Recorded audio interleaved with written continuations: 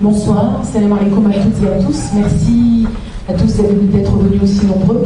Alors, étant donné que pour cette conférence, nous attendions effectivement du monde, nous avons loué donc un deuxième auditoire et la soirée est donc retransmise en duplex dans l'auditoire 1. Voilà, en espérant répondre à vos attentes.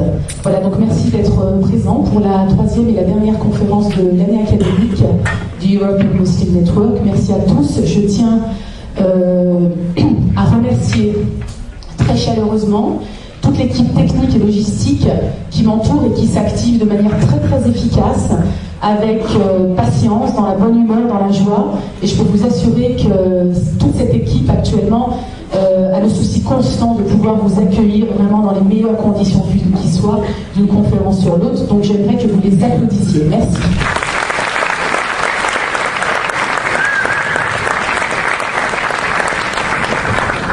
Alors, comme le veut la tradition de nos conférences, nous organisons depuis un an maintenant des conférences en deux temps, deux parties, une question liée à l'Europe et puis une question liée aux défis contemporains concernant la vie des musulmans quotidiennement. Alors, nous avons souhaité aborder la question de la Palestine, le rôle de l'Union européenne aujourd'hui dans le processus de paix du conflit israélo-palestinien. Est-ce qu'aujourd'hui, finalement, l'Europe ne devrait pas être un élan nouveau pour justement participer de manière beaucoup plus active aux négociations dans le cadre du processus de paix? Évidemment, on reviendra sur la situation actuelle à Gaza. Donc, vous pourrez débattre de manière très impérative et très dynamique avec nos trois orateurs. Merci à Barbara Delcourt, merci à Nadia Fark et à Tariq Ramadan qui va nous rejoindre. Merci à tous les trois de participer à ce débat. La deuxième partie de cette conférence sera relative aux relations parents-enfants. Donc, comme vous le savez, depuis le début de l'année académique, nous travaillons sur le concept de la famille en islam. Et nous avons abordé donc, dans une première conférence la situation de la famille en Europe aujourd'hui. Puis dans une deuxième conférence, nous avons abordé l'homme musulman. Nous avons essayé de passer une soirée à parler de l'homme musulman, et puis ce soir on parlera de relations parents-enfants, puisqu'il semble que les relations soient de plus en plus difficiles aujourd'hui dans une société en perte de repères. Les parents se sentent de plus en plus démunis, et donc on va essayer ce soir d'aborder toutes ces questions, et ce sera Tariq Ramadan qui nous apportera un éclairage sur cette question. Enfin, une dernière chose, nous aurons ce soir une présentation rapide du dernier ouvrage de Michel Collomb, Israël, parlons-en, qui sera en vente dans les librairies à partir de fin mai, il me semble, et vous aurez la possibilité de vous procurer l'ouvrage déjà sur place ce soir. Donc je remercie Abdullah Boudami, qui est étudiant en sciences politiques à l'ULB et qui fera la présentation en 5 minutes. Voilà, j'étais bien longue, donc je vais céder la parole à notre modérateur, le docteur Yacoub Marie, qui est par ailleurs membre de l'équipe belge du European Muslim Network. Je vous souhaite d'ores et déjà une excellente soirée. Merci à vous.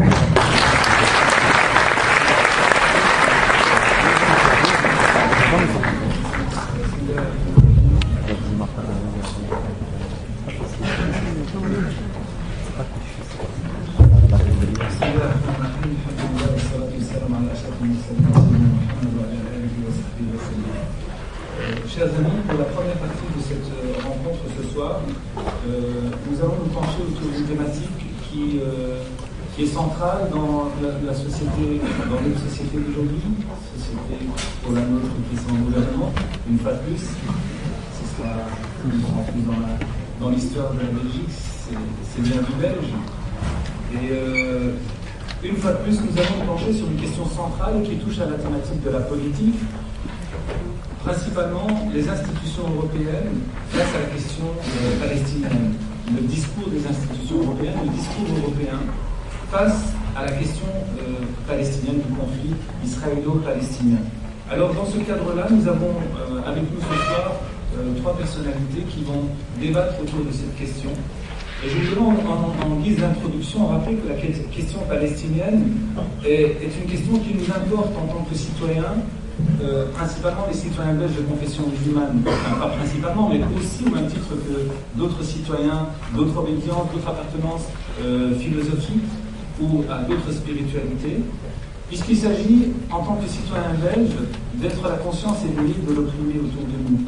Et Dieu sait combien la question palestinienne est centrale, combien la question palestinienne préoccupe, même dans la communauté issue de la spiritualité musulmane, et souvent, malheureusement, par une décharge émotive, et souvent, malheureusement, par des propos démesurés.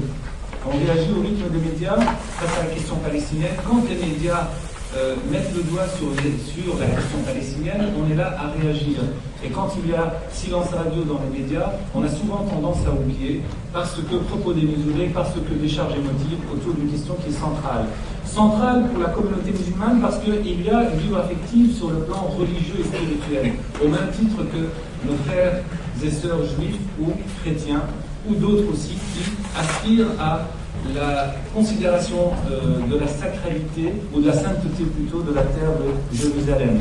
Mais je voudrais dépasser ces considérations-là, et je voudrais qu'aujourd'hui on se penche sur la considération de la question du conflit israélo-palestinien, qui n'est pas un conflit judéo-arabe, parce que je ne pose pas juif à arabe, juif étant une appartenance à une obédience spirituelle, mais hébraïque et arabe par rapport au monde arabe, mais plutôt un conflit israélo-palestinien. Ce n'est pas un conflit d'ordre religieux, nous ne l'abordons pas sous cet angle-là, même si sur le plan religieux, il y a une préoccupation, tant chez le juif que chez le chrétien que chez le musulman. Mais nous pencher sur la question en tant qu'analyste ou observateur sur le plan, sur la scène internationale, sur le plan politique, et les retombées que l'on a sur le plan social quant à la question du conflit israélo-palestinien. Pour ce faire, ce soir, nous avons avec nous 3 orateurs de qualité. Le professeur Madame Barbara Delcourt, ici à ma gauche.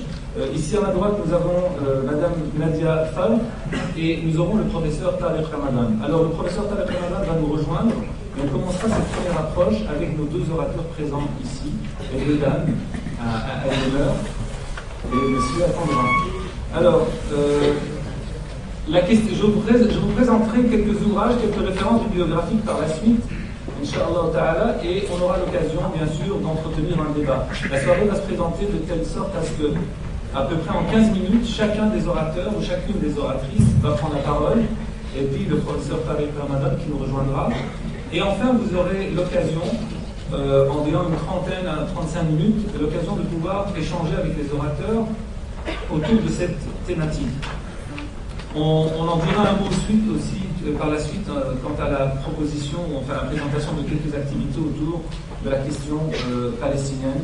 Je dis bien une prise de conscience éveillée de l'opprimé autour de nous, donc des actes citoyens posés à partir de notre élan spirituel, c'est-à-dire notre amour en la justice, en la foi, en la justice que l'homme peut concrétiser autour de lui pour dénoncer les exactions du terrorisme et de l'État sioniste israélien.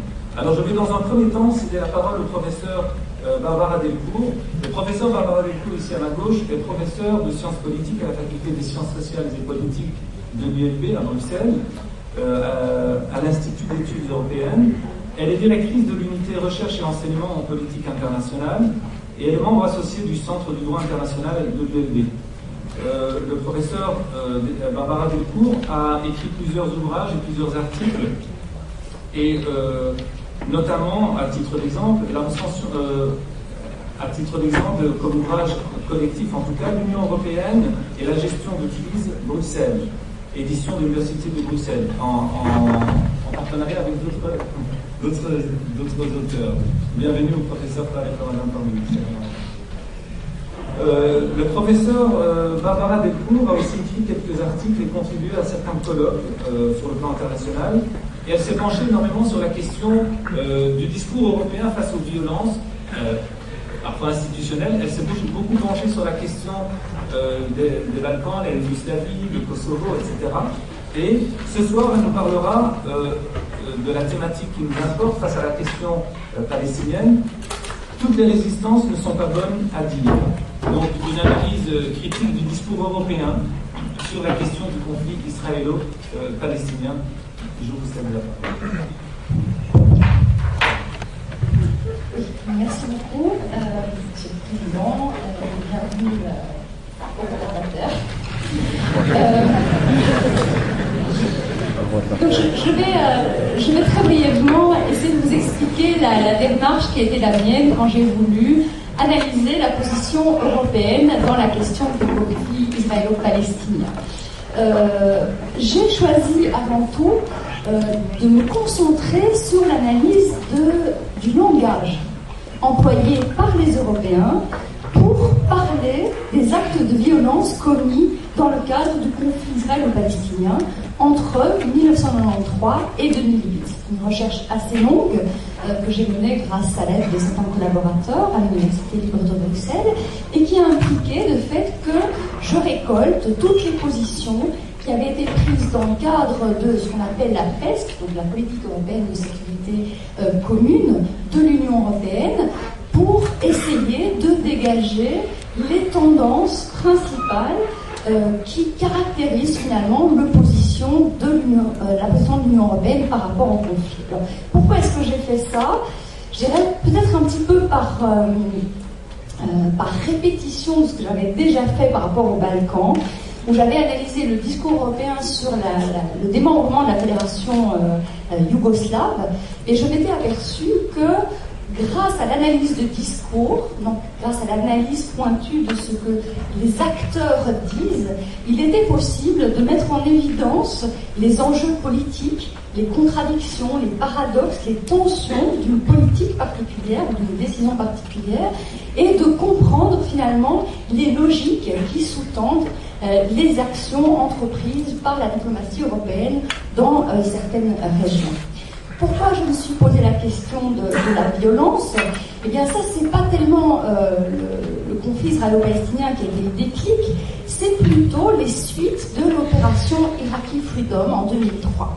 Qu'est-ce qui s'est passé en 2003? Je ne vais pas vous le rappeler, évidemment vous le savez tous, c'est l'invasion de l'Irak par les forces coalisées sous la bannière étoilée, avec au départ une absence de base juridique, c'est-à-dire le Conseil de sécurité qui ne donne pas son feu vert, donc une opération illégale. Et puis, vous le savez, quelques semaines, quelques mois après le début de l'intervention, George Bush estime que l'opération est menée à son terme, mais face aux difficultés ressenties sur le terrain, décide quand même de se retourner vers les Nations Unies pour obtenir l'aide, en fait, des Nations Unies et d'autres pays pour stabiliser la situation en Irak.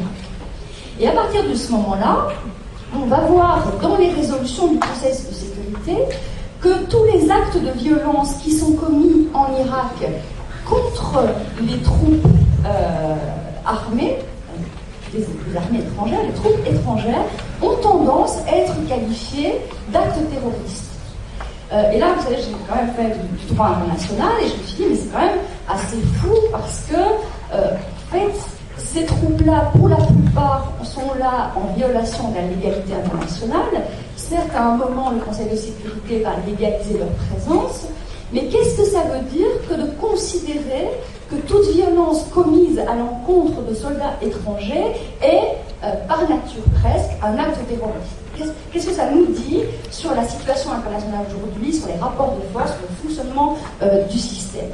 Et puis en me penchant justement sur la politique européenne vis-à-vis du conflit israélo-palestinien, je me suis dit qu'en fait le problème effectivement c'est la difficulté pour les Européens à imaginer un usage légitime de la violence. Mais pas n'importe quelle violence. Et ce que j'aimerais vous exposer maintenant, c'est les différentes étapes de la démarche qui m'a conduit à montrer effectivement que contrairement à la prétention de l'Union européenne d'être une espèce de honest broker dans le conflit israélo-palestinien, de pratiquer l'équidistance, en fait, l'analyse du discours que j'ai opéré entre 1993 et 2008 montre un biais favorable plutôt à la politique israélienne et défavorable bien sûr aux positions palestiniennes. Alors, quelles sont les différentes étapes de la démarche? Alors, je suis désolée, en un quart d'heure, je vais devoir être extrêmement peu nuancée et un petit peu rapide, mais en gros, donc, il y a 3 parties. Une première partie donc, où j'ai simplement essayé d'identifier les termes utilisés par les Européens pour parler de la violence dans le conflit israélo-palestinien.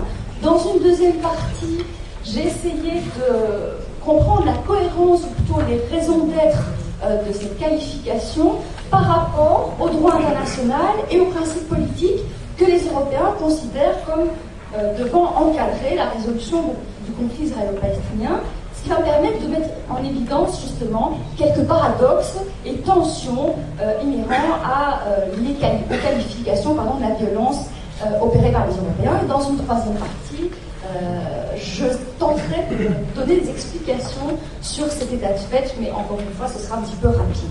Alors j'en viens rapidement à mon premier point, donc les qualifications, les termes employés.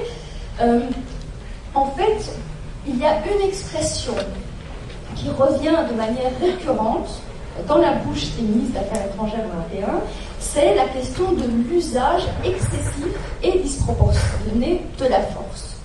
Alors, dans quel contexte est-ce que les Européens utilisent cette expression, usage excessif et disproportionné?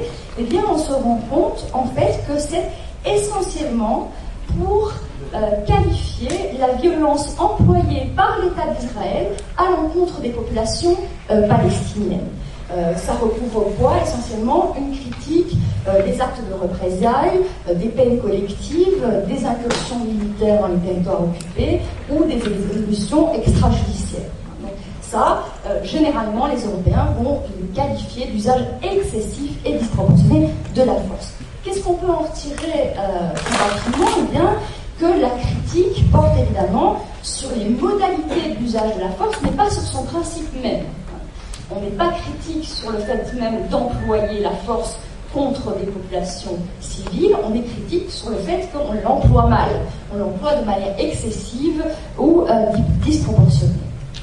Et surtout, même quand on critique cet usage disproportionné, on fait toujours très très attention dans le discours européen à justifier quand même l'usage de la force pour la protection de la sécurité de la population israélienne et la lutte contre le terrorisme.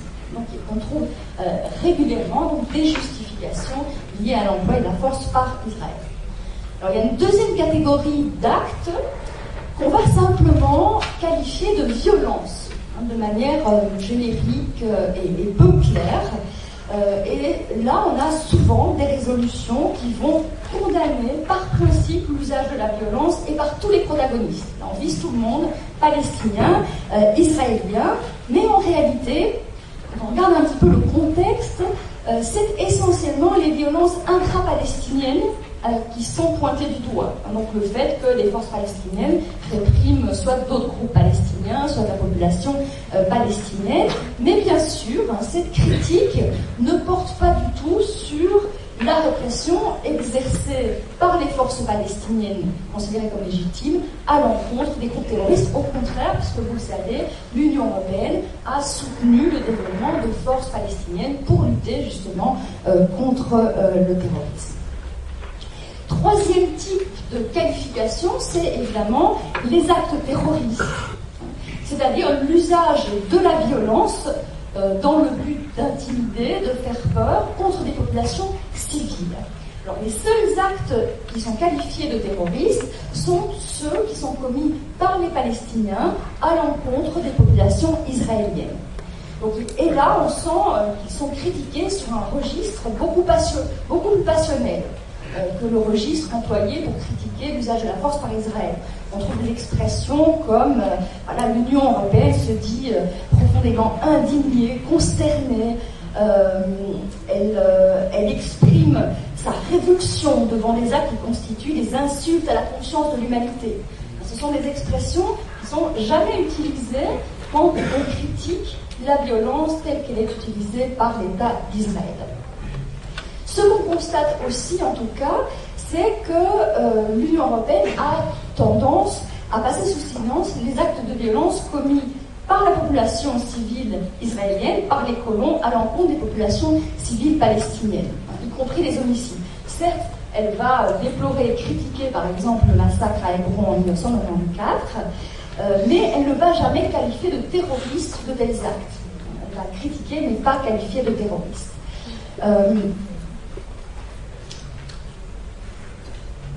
Donc, ce qu'on constate aussi, c'est que l'Union européenne va régulièrement présenter ses condoléances au peuple et au gouvernement israélien quand il y a des attentats particulièrement meurtriers et horribles, mais jamais lorsque l'armée israélienne provoque des dégâts parmi la population civile.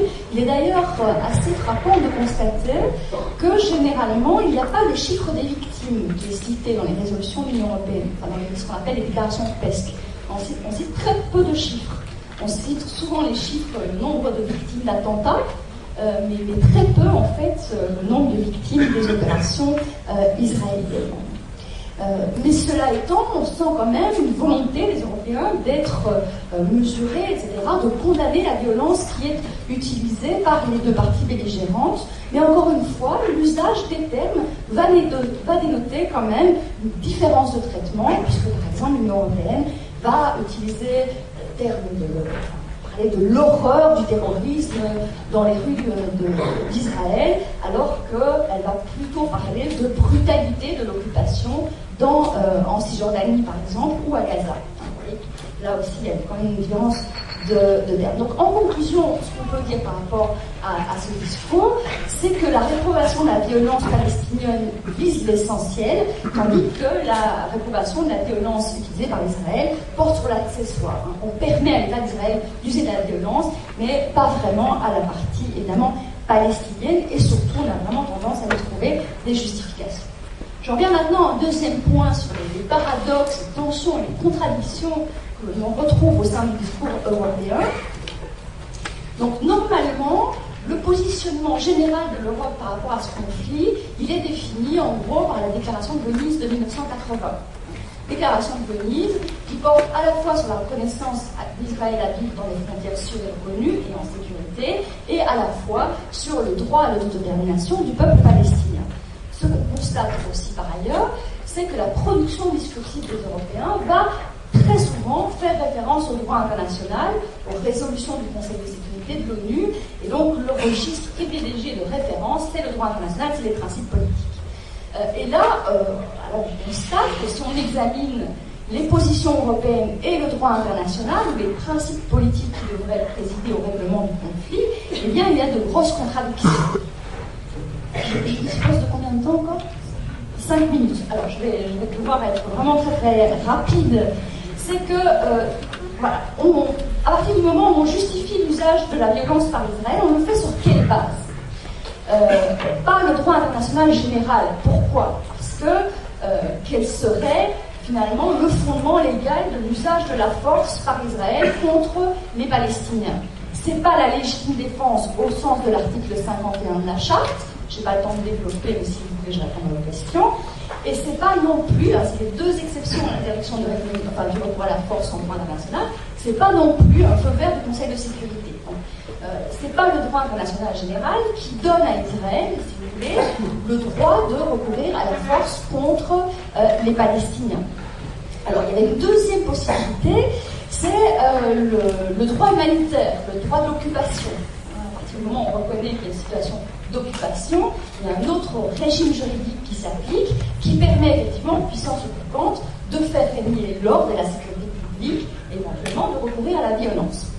Alors, est-ce que ça peut être ça qui justifie que les Européens finalement acceptent cet usage de la violence ? Bien là, il y a quelqu'un qui a remarqué dans une grosse contradiction, c'est qu'il n'y a aucun sens à reconnaître aux Palestiniens un droit à l'autodétermination et à reconnaître à la puissance occupante qui empêche que ce droit devienne effectif l'usage de la violence. Il y a quelque chose de profondément contradictoire entre la reconnaissance du droit à l'autodétermination au profit des Palestiniens et la possibilité pour Israël de neutraliser ce droit. Donc là, il y a encore une contradiction vraiment évidente. Et puis, troisième hypothèse, par rapport à l'usage de la violence, c'est le fait que, il y a un processus de paix depuis 1993, il y a différents accords de paix, au terme desquels chaque partie a décidé de renoncer à la violence, en principe. Alors, si c'est ça qui sert de cadre de référence aux Européens, alors ils devraient condamner de la même manière la rupture de la paix par Israël ou par les Palestiniens. Or, on voit qu'ils utilisent des termes différents. des qualifications différentes. Donc cette hypothèse-là n'est pas la bonne non plus. Alors je vous passe la question des qualifications de terrorisme, parce que vous savez qu'il n'y a pas de définition unanime en droit international de ce qu'est un acte terroriste, en tout cas, et là aussi il y a quand même certaines difficultés à justifier les qualifications unilatérales opérées par l'Union européenne. Par ailleurs, et sur le plan de la responsabilité dans l'escalade de la violence, il y a là aussi quelque chose d'absolument incompréhensible dans le discours européen, c'est que le discours européen est extrêmement critique par rapport à la responsabilité de l'État d'Israël, dans le fait que les négociations de paix sont bloquées, que rien n'avance, etc. L'Union européenne va se montrer extrêmement dure par rapport, dans les mots, par rapport à la poursuite de la colonisation, par exemple, par rapport à ce qui se passe à Jérusalem-Est, par rapport au traitement inhumain et dégradant, par rapport aux exécutions extrajudiciaires. Mais une fois qu'il faut faire quelque chose qui soit cohérent avec cette mise en évidence de la responsabilité principale d'Israël dans le blocage, par exemple, de négociations, le non-règlement du conflit, et bien là, on ne retrouve plus du tout, évidemment, l'Union européenne. Alors, comment est-ce qu'on peut expliquer, de manière plus générale, la structuration du discours européen? Je crois qu'il y a une première explication qui est due à une forme de ce que j'appelle un tropisme sécuritaire humanitaire. Surtout après 2001, évidemment, et encore plus après 2006, la question de la lutte contre le terrorisme va prendre une place telle dans la politique étrangère de l'Union européenne qu'elle va avoir tendance à voir en fait les problèmes politiques à travers ce prisme de la lutte antiterroriste. Et donc, évidemment, tout le discours sécuritaire d'Israël et toutes finalement, les griefs d'Israël par rapport à la communauté musulmane, par rapport au terrorisme, etc., vont avoir beaucoup plus d'écoute parmi les responsables européens. Ça, c'est le tropisme sécuritaire. Le tropisme humanitaire, c'est quoi? C'est de dire finalement tout est bloqué, mais quand même, nous ne devons pas être critiqués. Pourquoi? Parce que rappelez-vous, l'Union européenne est quand même le premier pourvoyeur d'aide au profit de la population palestinienne. Regardez tout ce que nous faisons pour les Palestiniens, donc nous ne pouvons pas être critiqués parce que les Palestiniens sont finalement pris en charge en grande partie grâce à l'argent de l'Union européenne. Donc ça, c'est le tropisme sécuritaire humanitaire qui a tendance un petit peu finalement à dépolitiser le problème israélo-palestinien. Ça, c'est l'autre problème que je voulais mettre en évidence. C'est une forme de dépolitisation, de décontextualisation. Et d'ailleurs, si vous lisez ces déclarations PESC, très souvent, il est impossible de comprendre à quoi elles font référence. Parce que c'est un langage tellement évanescent, tellement général, etc., qu'on ne comprend plus pourquoi les gens se battent, pourquoi la violence est exercée, à l'encontre de qui, pour qui, etc. Et donc, il y a une forme de dépolitisation qui est assez typique de l'Union européenne. Et comment est-ce qu'on peut l'expliquer? Eh bien, parce que les Européens, qu'est-ce qu'ils visent avant tout? À montrer au monde qu'ils sont unis. L'unité de façade des Européens, ça, c'est vraiment extrêmement important. Et comment est-ce qu'ils peuvent être unis alors même qu'on sait que les gouvernements européens ont quand même des attitudes un petit peu différentes par rapport à cette question-là, ils ont des sensibilités différentes? Eh bien, justement, en produisant un discours dépolitisé, humanitaire, avec des références vagues au droit international, etc., qui ne fâche personne, en quelque sorte, et qui permet d'atteindre un consensus au niveau européen. Donc voilà, je crois que j'ai terminé. En conclusion, donc, je dirais que ce discours, évidemment, est un discours qui montre un biais de plus en plus évident en faveur de l'État d'Israël, qui contredit finalement l'ambition européenne, une espèce de modèle pour le monde de propagation du multilatéralisme, du droit international, etc. Et que cette stratégie-là, parce que c'est une stratégie politique, eh bien, elle repose essentiellement sur l'idée que Louis Michel a exposé il y a quelque temps devant les parlementaires belges, qui demandaient ce qu'on allait faire, ce que la Belgique allait faire pour enfin essayer d'appuyer la cause palestinienne et mettre un terme à ce conflit. Il a dit, écoutez, la seule stratégie qui va pour l'Union européenne, c'est celle de l'alignement sur Washington, parce que c'est uniquement à cette condition-là, finalement, que nous serons invités, nous, Union européenne, à la table des négociations. Donc, finalement, l'objectif de l'Union européenne, c'est d'être invité à la table des négociations, d'être reconnu comme un acteur international. Et finalement, je crois que c'est véritablement ça la boussole des Européens aujourd'hui.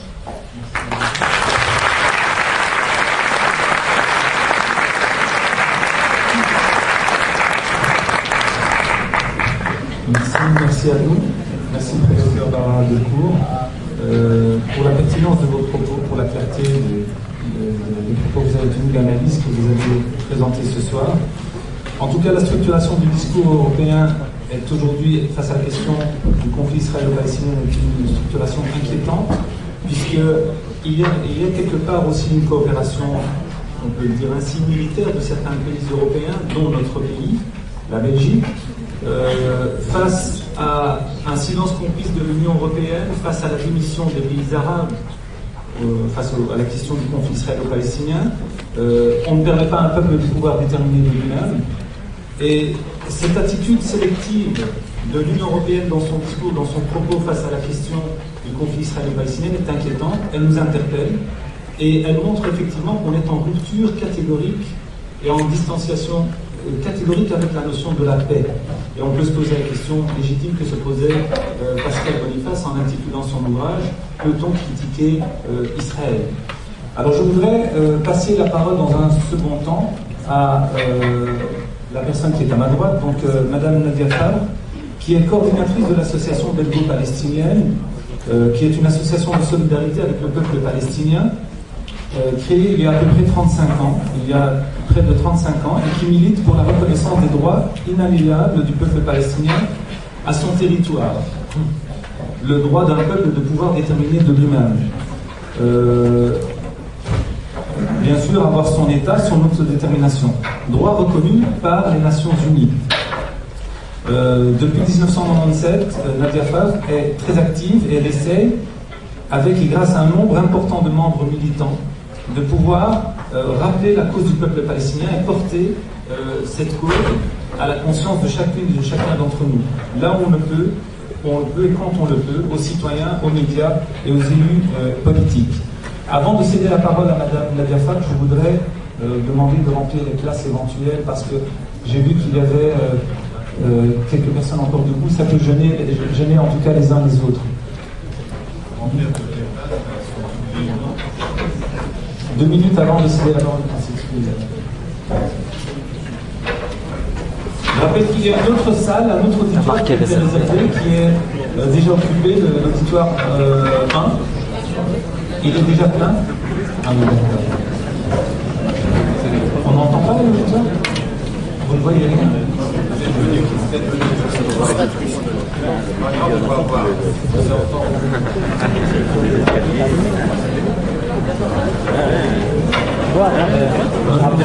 Alors c'est bon. Je vois qu'il y a des places en fait. J'ai envie c'est réservé. À côté du. Ça pas dire. Ça pas pris tout à fait. En fait, les places qui sont devant les caméras sont réservées à côté de monsieur. Oui. Là, il faudrait laisser ces 3 places vides, c'est réservé pour les enregistrements, je pense. Sinon, ça peut passer alors.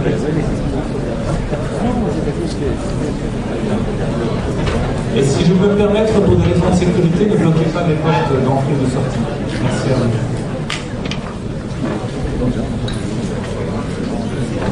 Photo.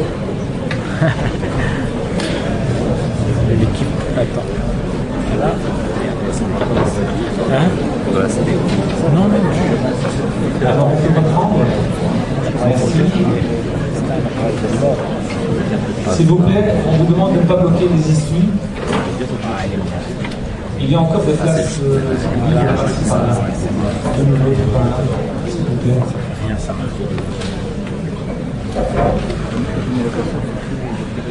Voilà, on est parti pour 15 minutes avec Madame Nadia Fabre, qui va nous parler de la réalité du terrain, puisqu'elle rentre très récemment, il y a quelques jours de Palestine, et donc elle va nous parler effectivement du regard par rapport aux institutions européennes sur la question palestinienne, mais en tout cas d'une réalité, un écho qui nous revient du vécu au quotidien. Bonsoir. Donc c'est vrai que j'étais en Palestine il n'y a pas longtemps, donc la première semaine du mois d'avril.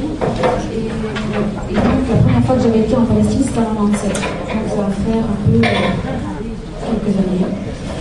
Je peux un peu évaluer d'une part la différence de politique entre ce que j'entendais ou je voyais de ce que l'Union européenne faisait et puis ce qu'on voit sur le terrain, l'évolution sur le terrain.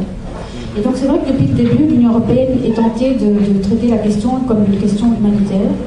Et donc on aide de plus en plus la Palestine, les Palestiniens, parce qu'ils sont de plus en plus dans la misère. Et on arrive à avoir un territoire, un pays, un peuple, qui est un des plus aidés au niveau des financements européens, des financements au niveau mondial, j'imagine. Donc si on estime sur les 15 dernières années, il y a entre 10 et 12 milliards d'euros qui est envoyé dans le territoire palestinien. Et les aides n'ont pas cessé d'augmenter depuis les accords d'Oslo. Donc d'un côté, on voit que l'économie elle s'effondre, que la situation sur le terrain s'effondre, que les gens sont de moins en moins autonomes, n'ont plus accès à l'éducation, n'ont plus accès au travail. Et donc, du coup, l'Union européenne, ils sont en train de crever de faim, on va leur envoyer des sacs de sucre, des sacs de farine et tout, parce qu'ils sont en train de crever de faim. Mais en fait, ils ne crevaient pas de faim avant. Et il n'y a pas cette idée d'évaluer comment ça se fait qu'on en arrive maintenant, en 2010, 15 ans après les accords d'Oslo, enfin 17 ans après les accords d'Oslo, à trouver qu'en fait la situation des Palestiniens elle va de mal en pire et que tout compte fait, avant Oslo, ils allaient mieux. Parce qu'on leur a donné des territoires de liberté, des territoires d'autonomie, mais qui ne sont pas reliés entre eux, donc ils ont des zones A, B, C, et donc pour séparer les zones A, B, C, il a fallu mettre des checkpoints.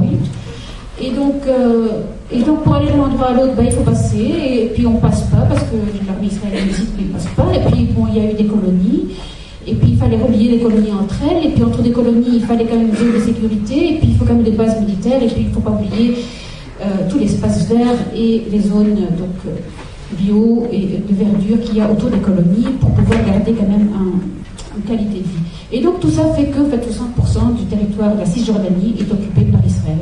Occupé militairement, c'est vrai, mais surtout colonisé. Il y a une différence entre occupé, parce que quand on dit occupé, on se dit bah oui, c'est l'armée, et voilà, un jour, quand tout ça va s'arranger, on va sortir l'armée, et puis voilà. Mais il y a une colonisation qui est de plus en plus insidieuse, et c'est là où je crois que j'ai senti le plus l'oppression au fil des années au JBE.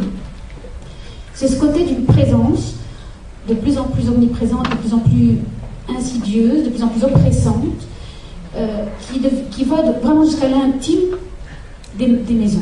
Et je m'explique. J'étais en 97 et moi j'ai grandi au Liban. Donc je veux dire le côté militaire et des tanks et des mitraillettes, j'ai vécu ça pendant mon adolescence, donc c'est pas ça qui va me choquer. C'est toujours choquant. La guerre est toujours choquante, on ne s'y habitue pas. Je veux dire quand on y va, quand on a vécu, qu'on a grandi avec ça, eh bien c'est pas le militaire qui choque. Mais on se dit, mais comment ça se fait comment en 97, alors je parle, alors qu'on était dans les années d'enthousiasme d'Oslo, comment les gens supportent cette intrusion dans leur quotidien, à ne pas pouvoir faire sans que l'armée soit là pour leur demander leurs papiers. Et donc je voyais ces colonies qui étaient construites au-dessus des collines et qui étaient reliées l'une à l'autre, et tout ce parc autoroutier qui reliait les colonies entre elles.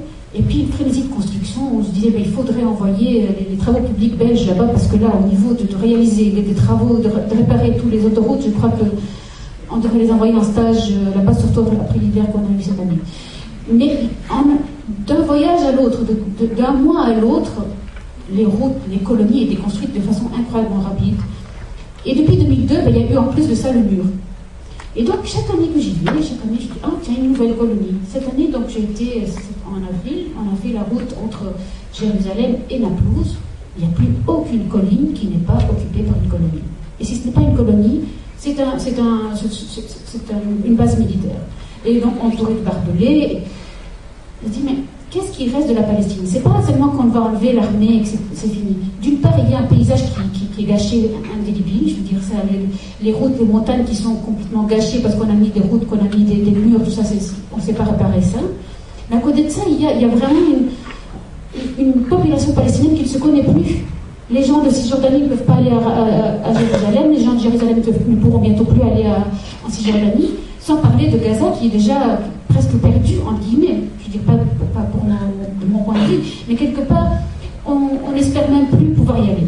C'est devenu de l'utopie. Avant, il y avait encore les Européens qui pouvaient rentrer, là maintenant même les Européens ne rentrent plus.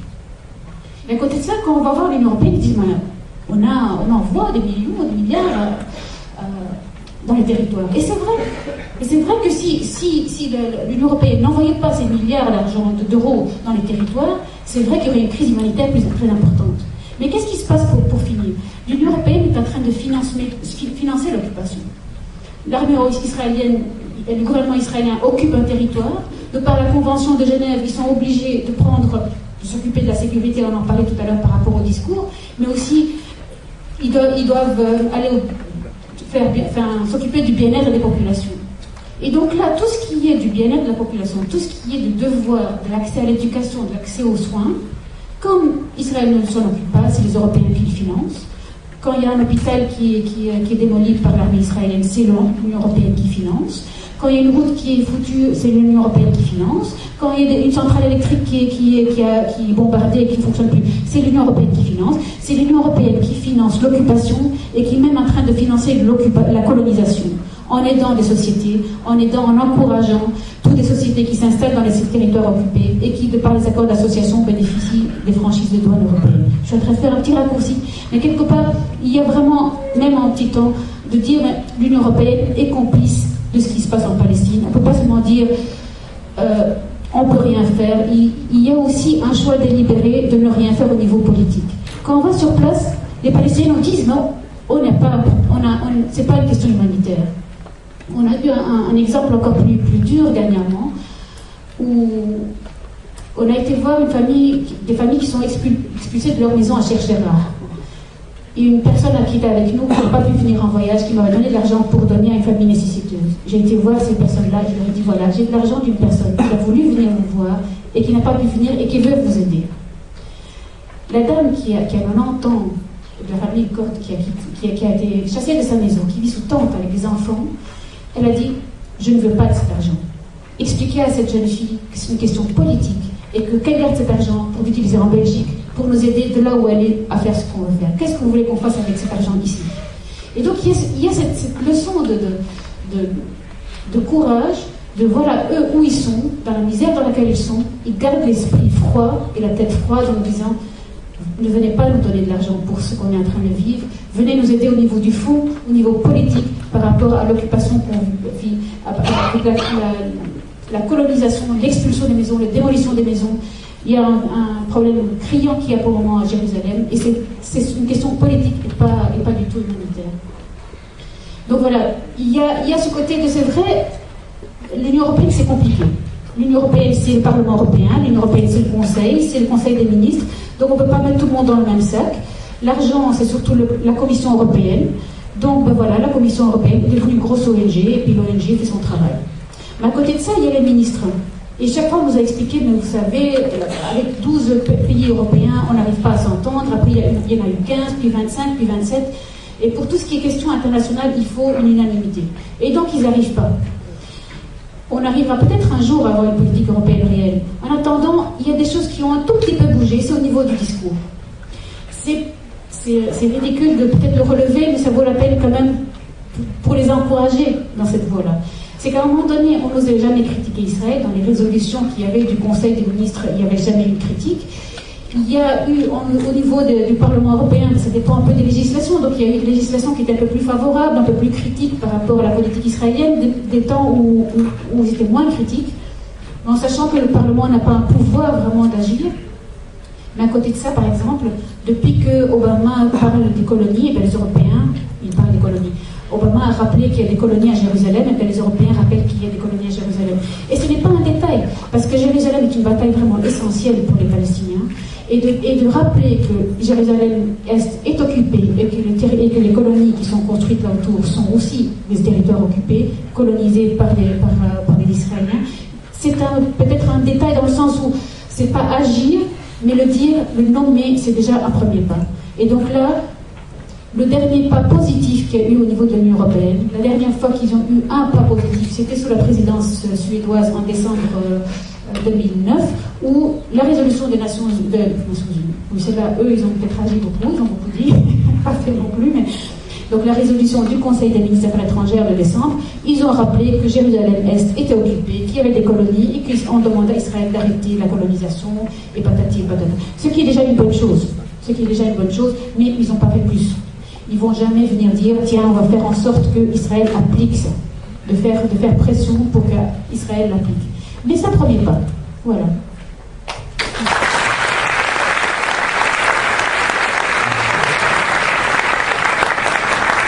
Merci à vous, Madame Lefebvre, de nous rappeler l'essentiel que la question palestinienne n'est pas uniquement, on ne doit pas avoir un regard uniquement sur le plan humanitaire. Certes, humanitaire, on a la conscience éveillée de tous les opprimés autour de nous, mais c'est une question de droit, c'est une question de droit international, comme cela a été soulevé tout à l'heure aussi. Et l'Union européenne est complice de ce qui se passe aujourd'hui sur la scène internationale sur le temps du conflit israélo-palestinien. Et je me permets de dire ici qu'on se doit de demander des comptes et d'interpeller nos représentants, nos dignitaires politiques, la société civile se doit de se mobiliser face à ce qui se passe sur le terrain, parce que la réalité est catastrophique. Les infrastructures de base, elles ne sont pas présentes là où elles doivent être présentes. La réalité de Gaza, à laquelle a fait allusion Madame Favre, est lamentable.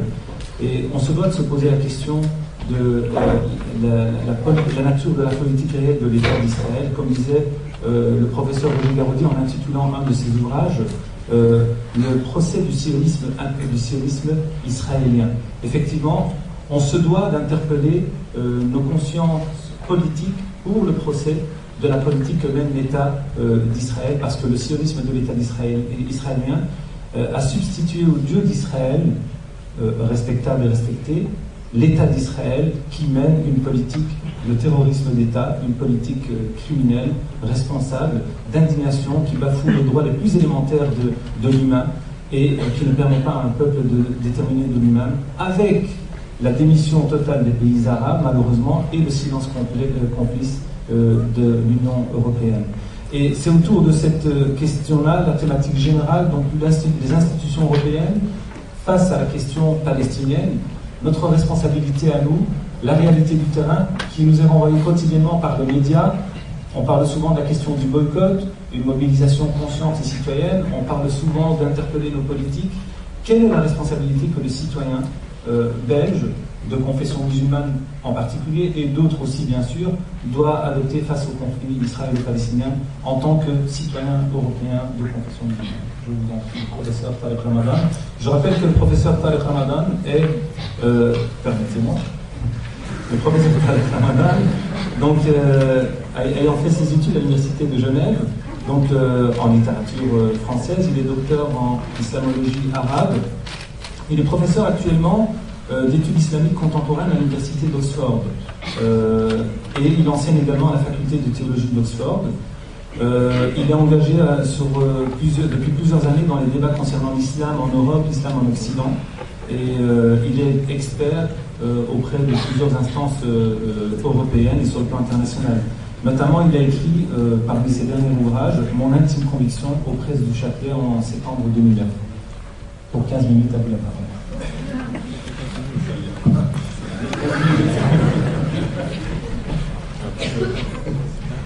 Bien. Merci de cette introduction, à vous également d'être là et de partager ce panel au nom du European Muslim Network avec Malika Hamidi ici qui en est la directrice, et de beaucoup de membres qui sont ici. J'aimerais vous saluer chaleureusement et les remercier infiniment de cette organisation ce soir, de nous donner la possibilité aussi, à partir de ce projet aussi qu'est le nôtre, c'est d'avoir une pensée à partir de l'Europe, c'est de discuter la question palestinienne et la question palestinienne à la lumière des institutions européennes, du verbe européen, du langage européen, de la façon dont les choses sont traduites, et puis des politiques concrètes de terrain Donc ceci participe un peu de la philosophie de notre réseau européen, aussi réfléchir à ces questions internationales. Alors, comme nous n'avons que 15 minutes, je vais essayer d'aller directement au fait de la question, parce que nous parlons des institutions, et on a eu des rapports extrêmement pointus sur le vocabulaire et la légalité, je trouve ça extrêmement éclairant. Également, la situation actuelle est ce que l'on voit de la politique concrète de l'Europe, qui aujourd'hui est une politique plus humanitaire qu'politique, plus suiviste qu'alternative. Et de ce point de vue-là, il y a effectivement à nous poser des questions. Alors, moi, en commençant ce sujet, j'aimerais traduire ceci, non pas simplement par une discussion politique de haut vol sur les considérations que nous pourrions avoir, mais effectivement, à nous sommes des citoyens européens, et nous sommes des résidents ici, et ça veut dire nos responsabilités dans la compréhension de ce qui est en train de se passer, dans le silence des autorités, dans la complicité de certaines institutions et dans la nécessaire volonté pour nous de changer cet état de choses. Pour la question palestinienne, parce qu'il y a ici quelque chose qui est de l'ordre d'oppresseur et d'opprimé, mais également comme une conscience universelle, humaniste, celle qui correspond même à nos principes quand nous sommes de confession musulmane et quand nous sommes de confession juive, chrétienne, des bouddhistes ou des hindous, des athées ou des agnostiques. C'est la conscience humaniste fondamentale, celle qui doit nous rejoindre, qui doit nous positionner, non pas simplement en termes de critique, mais en termes d'engagement. Première des choses que j'aimerais mettre en évidence, qu'il ne faut jamais oublier, c'est que dans la question du conflit israélo-palestinien, ce qui nous sauve de l'essentialisme à géométrie variable des autorités israéliennes, et vous remarquerez que dans leur approche des choses, il y a souvent contextualisation quand il s'agit de la politique israélienne et essentialisation quand il s'agit de la réaction palestinienne.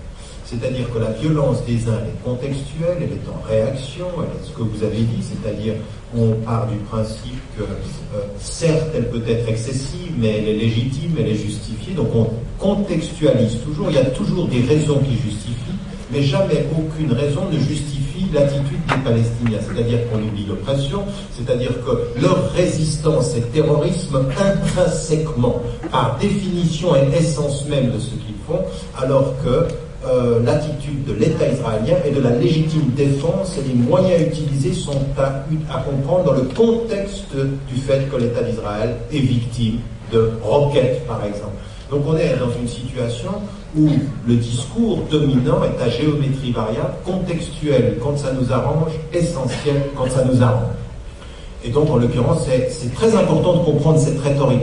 Récemment, Alain Grèche a rendu public sur son blog, quelque chose que j'ai également repris de lui et mis sur mon site, qui était effectivement toute cette stratégie du discours que l'État israélien est en train de traduire pour ceux qui doivent défendre la question de la politique israélienne. Comment on se situe avec un soupçon de compassion pour la douleur palestinienne, mais toute une rhétorique qui va considérer le droit de l'État d'Israël. Et donc vous avez un discours, et ce discours il est chapeauté, il est construit, rien n'est dû au hasard, ni dans les mots, ni dans l'articulation, ni dans les conclusions.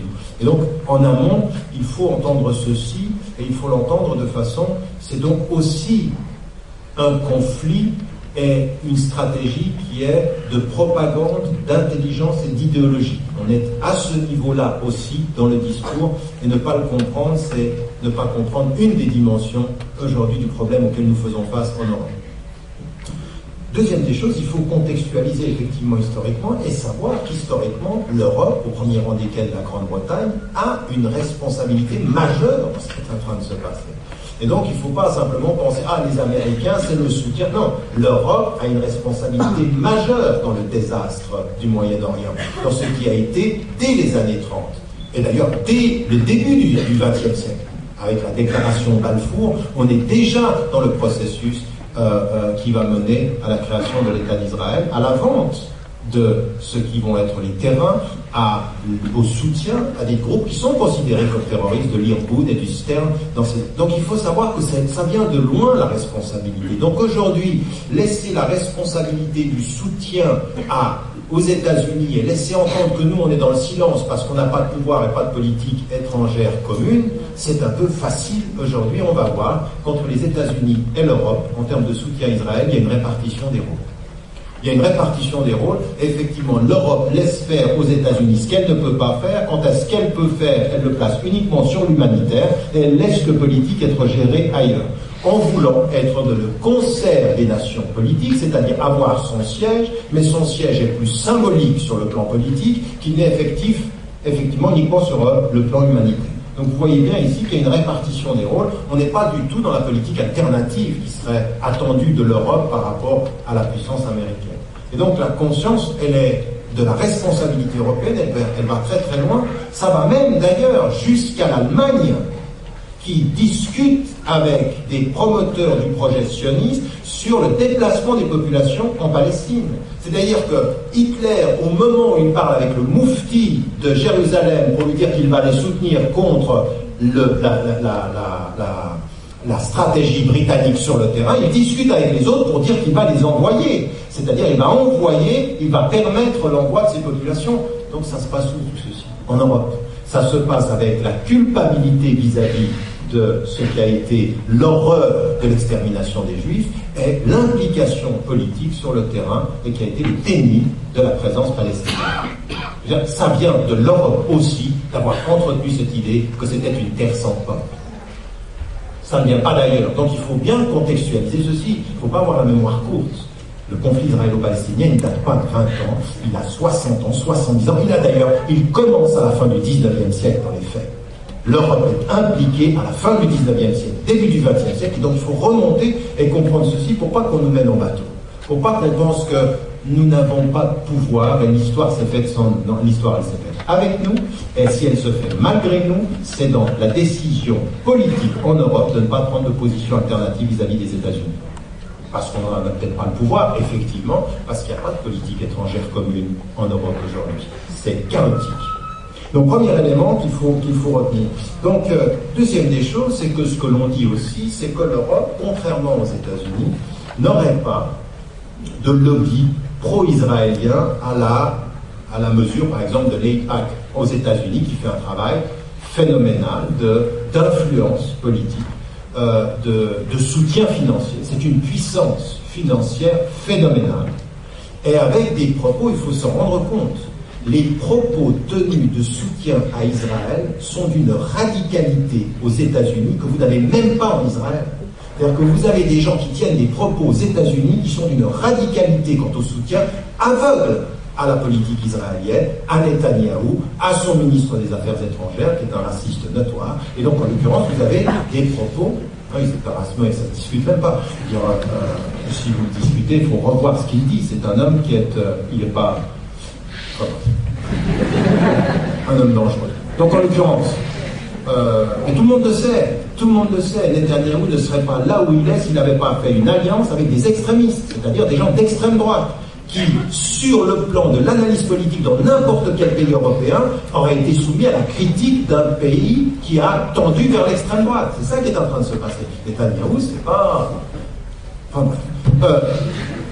Je pense que de ce point de vue-là, il faut qu'on soit clair sur l'analyse de la politique et de ce qui est en train de se passer en Israël. Donc cette dimension-là, aujourd'hui, on parle aux États-Unis de ces leviers-là. Ce qu'il faut savoir, c'est qu'en Europe, vous avez, au niveau des parlements, au niveau même de l'Union européenne, un vrai travail d'influence sur les décisions. C'est-à-dire que vous avez des ONG qui travaillent ici à Bruxelles, vous avez des ONG qui travaillent et des intellectuels et des parlementaires qui sont clairement, je veux dire, nous par exemple en Grande-Bretagne, on a clairement un groupe parlementaire qui se détermine avec leur qualité de juifs, ce que vous ne pouvez pas dire dans le monde francophone, ils le disent clairement dans le monde britannique, ils n'ont pas de problème avec ça, et ils se positionnent politiquement en soutien à Israël.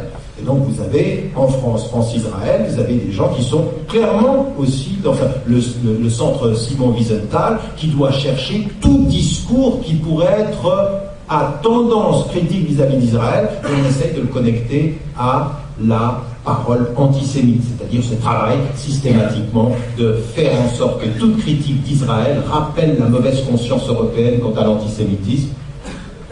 Eh ben, donc, ça va vite, hein. Voilà. Donc ça, c'est un élément. Et donc, pour aller vite, parce que il faut en parler. Donc, le rapport aux États-Unis ici, d'abord, cette différenciation, ce jeu de rôle, le rapport aux États-Unis, qui est lié à l'Europe à un vrai sentiment de culpabilité, à une vraie problématique qui consiste systématiquement à revenir à ce lien entre l'antisémitisme et la question de l'État d'Israël, et puis des vraies politiques qui changent. N'oubliez absolument pas la percée aujourd'hui de l'influence de politiques pro-israéliennes avec l'arrivée de Sarkozy à la tête de l'État français.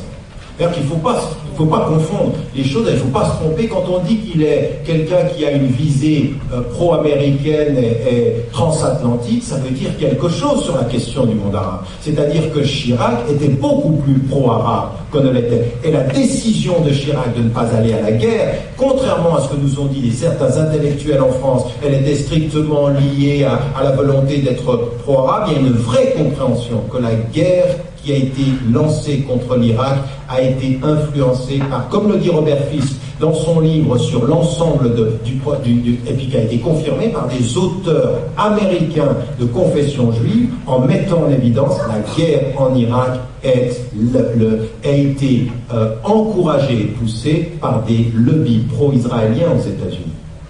Et donc, en l'occurrence, la guerre en Irak, c'est pas rien. Et quand Chirac dit non, il dit pas simplement non parce qu'il n'y a pas d'armes de destruction massive, parce que même Colin Powell le savait, même Bush, enfin tout le monde le savait, et on nous a menti sciemment, mais là, il y a une vraie politique régionale.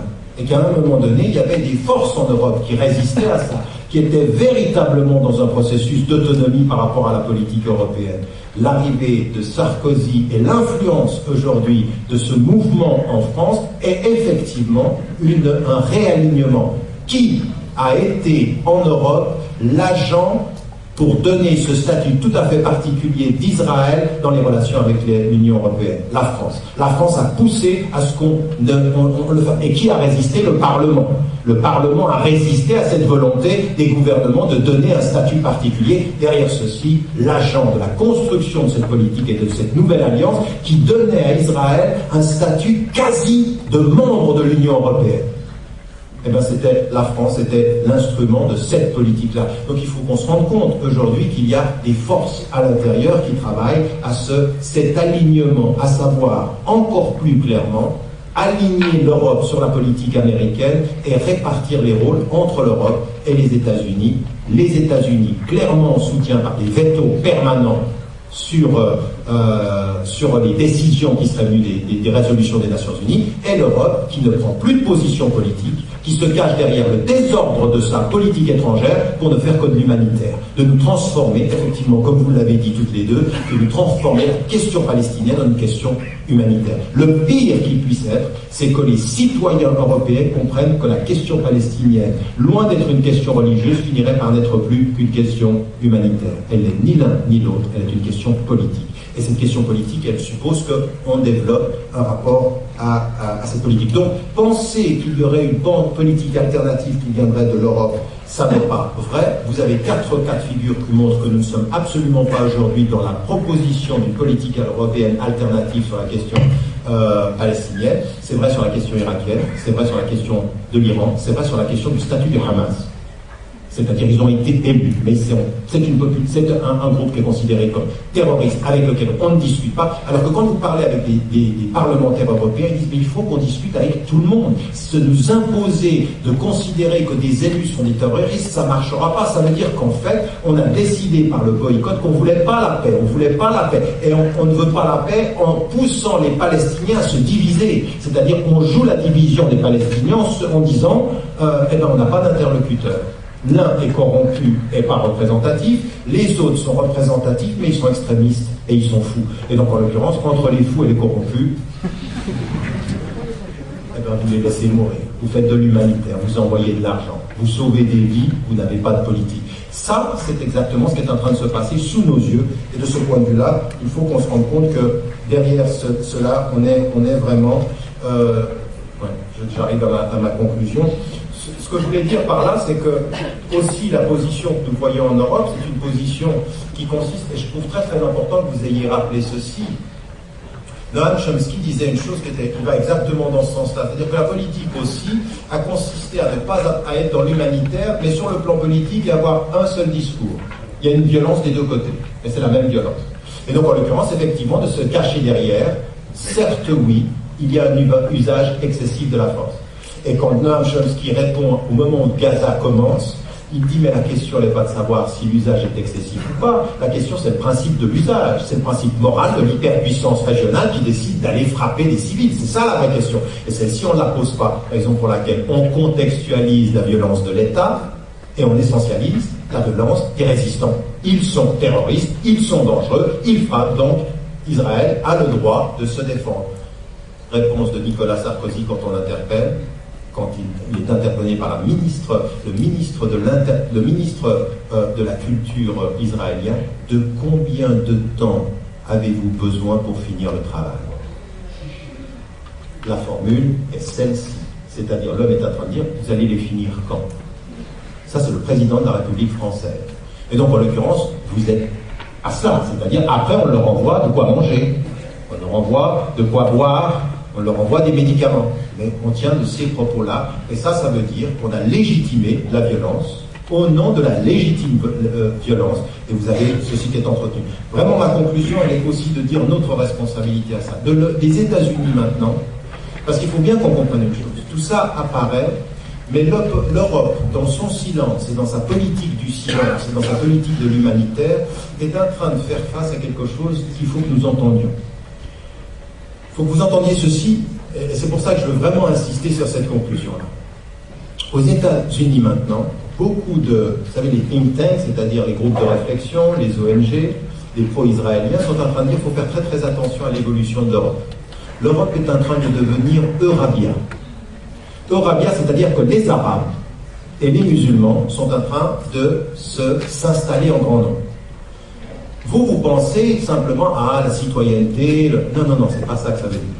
Ça veut dire, chiffre à l'appui, l'étude de l'évolution des opinions européennes sur la question palestinienne montre que l'Europe est passée du fait d'être pro-israélienne à pro-palestinienne à 67%.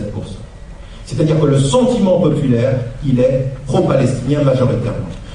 Au questionnaire posé en Europe il y a 5 ans de cela, auquel Romano Prodi a dû intervenir publiquement quand il a été question de quel est le pays le plus dangereux pour la paix dans le monde. Réponse des Européens, au premier rang, Israël. Réponse de Romano Prodi, on s'est trompé de question. Donc en l'occurrence, la question était mal posée. Mais ça veut dire quoi? Entendez-le bien, vous avez aujourd'hui vraiment en termes de conscience, parce que si on est dans une démocratie, si on est vraiment aujourd'hui du côté des opprimés, il faut compter là-dessus, c'est-à-dire sur les opinions publiques. Parce que les médias, quand il s'est passé ce qui s'est passé à Gaza, c'était évident qu'on ne montrait pas le côté de l'oppression. On a eu des choses mais sidérantes dans ce qui a été la couverture médiatique. Mais on a eu des fenêtres. Il y a eu des fenêtres critiques. Il y a eu des gens qui ont interpellé de plus en plus. J'en ai vu, nous à la BBC, on a eu des choses extraordinaires, c'est-à-dire des vrais débats sur c'était trop, Gaza c'était trop. Il y a eu quelque chose le dépassement d'une limite. Donc à partir d'un certain moment, les médias sont en majorité pro-israéliens dans leur couverture. Mais des choses changent. Les populations changent. Et ça veut dire pour nous qu'il faut absolument que nous développions non pas un discours minoritaire des Arabes qui aident les Arabes, ou des musulmans qui s'intéressent aux musulmans, ou des Arabes musulmans qui s'intéressent aux Arabes chrétiens ou musulmans, mais des êtres humains et des citoyens qui s'intéressent à l'avenir de cette planète, parce que ce conflit-là, il est central. Il est central sur le plan mondial. C'est-à-dire qu'il a des répercussions partout. Il a des répercussions sur toute la région. Et donc notre rôle, c'est de nous engager à cela. Entendez également le louche membre du gouvernement français qui dit « Faites très attention, la participation citoyenne des Arabes et des musulmans va nous obliger à revoir notre politique étrangère. » Oui, monsieur. Là, pour le coup, vous avez parfaitement raison. Et j'espère qu'il aura raison.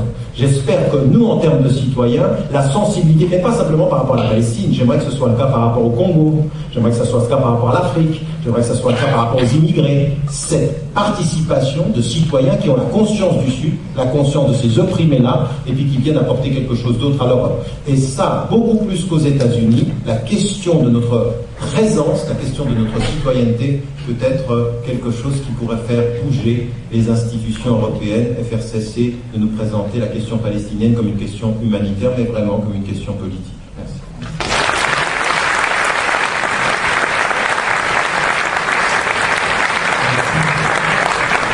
Merci à vous, professeur Talek-Ramadan, de nous avoir permis en tout cas de voir un peu plus clair, de comprendre plus les enjeux qui se dessinent autour de nous dans le cadre de ce qui se présente au sein de la société israélienne, en tout cas, cette démocratie communautariste. On se pose la question de notre réalité dans nos sociétés. Nous avons un gouvernement, en tout cas on n'en a plus pour nous les Belges aujourd'hui, mais nous sommes dans des sociétés où nos gouvernements, est-ce qu'ils sont des gouvernements de gestion ou des gouvernements d'initiative quant à la question du droit d'un peuple? S'il vous plaît, en l'occurrence du droit du peuple palestinien à pouvoir déterminer de lui-même. Le professeur Talek-Ramadan a parlé de la question du lobby sioniste principalement aux États-Unis, et de sais combien le soutien inconditionnel des États-Unis à la politique israélienne est fortement marqué. Et à côté de cela, il y a une conscience éveillée qui dénonce les exactions et qu'on taxe souvent d'antisémitisme. Je me rappelle les propos d'Ariel Aronous, qui était président du Centre Ben-Gurion il y a quelques années encore, enfin très récemment, et qui disait à un moment donné que toute critique de la politique du sionisme et de la critique de la politique de l'État d'Israël est une nouvelle forme d'expression d'antisémitisme dans nos sociétés, dans notre société en l'occurrence, et souvent est mise en évidence par des jeunes issus de la communauté de foi, de la spiritualité musulmane. Des citoyens belges de confession musulmane. Souvent, les citoyens belges de confession musulmane, lorsqu'ils parlent de la question palestinienne, alors c'est une décharge émotive, ce sont des propos, ce sont souvent des slogans, Allahu Akbar, Dieu est grand, pour dénoncer, pour dire ce que l'on désapprouve face à ce qui se passe sur le sol palestinien. Mais je dirais que notre engagement doit être antisioniste, certes, contre critiquer un gouvernement, un État, mais pas critiquer les personnes qui portent la spiritualité de la tradition juive, parce que la tradition juive est une tradition respectable et respectée. Par contre, la politique de l'État israélien, en tant que musulman, je me permets de critiquer la politique des pays musulmans, sans aucune exception, qui sont des dictatures, qui n'ont aucune conscience, aucune prise en considération de la dignité de l'homme. Et pourtant, je suis musulman, je ne critique pas la spiritualité qui anime les âmes des citoyens de ces pays. Critiquer la politique d'un État, en l'occurrence l'État d'Israël, ce n'est pas critiquer le judaïsme. Critiquer un État, ce n'est pas être antisémite, mais c'est dénoncer les exactions d'un terrorisme d'État, à savoir la seule démocratie dite dans la région, qui est une démocratie communautariste. Alors, en renom, je remercie les trois orateurs pour la clarté de leurs propos, la pertinence de l'analyse qu'ils ont présentée. Et je voudrais vous donner la parole en, je dirais, une vingtaine, 25 minutes. Éventuellement, vous prendrez la parole. On essaiera de faire court. S'il vous plaît, soyez précis. S'il vous plaît, ne faites pas une autre conférence. Si vous avez une question, vous la posez. Si vous avez une analyse pertinente que vous voulez partager ou une interpellation, il n'y a pas de problème. Mais soyons très précis. Je ne donnerai pas plus d'une minute par personne, parce que la salle est pleine et je ne voudrais pas que certains monopolisent la parole. Donc je vais commencer, monsieur était le premier, je pense, qui a levé la main. Je vous rappelle que vous avez 1 minute, on va vous donner un micro baladeur. Merci.